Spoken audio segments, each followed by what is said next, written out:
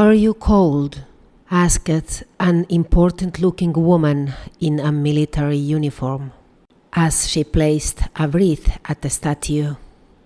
I was about 10 years old and pioneer. A pioneer was child patriot. You could recognize one by the red scarf and the special knot.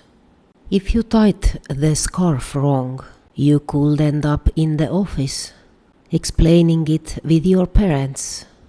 Once a year, 2 girl pioneers had to stand on each side of the Lenin statue in the city center, hand in salute.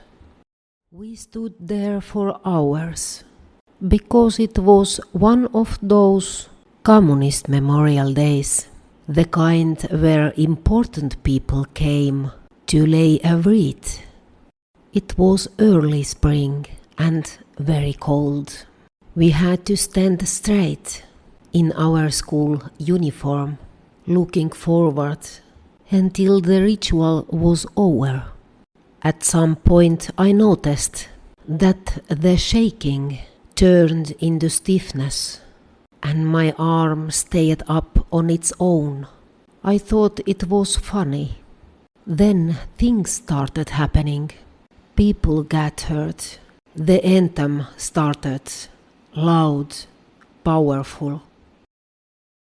We stood there for hours, strong and unbeatable. The woman in the military uniform walked closer. She placed the wreath and looked at me. I was not supposed to look at her. My eyes had to stay forward, but I looked anyway. I was curious. I tried to smile, but my teeth were shaking so much that her eyes widened. I got scared.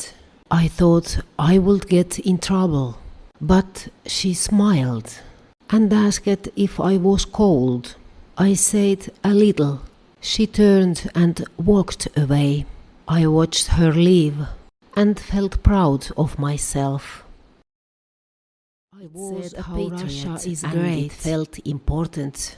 Later I understood why no one from the older classes raised their hand when girls were chosen for the statue. They knew what it was. Hours in the thin shirt, arm frozen in salute, in the cold, just to feel, for a small moment, seen.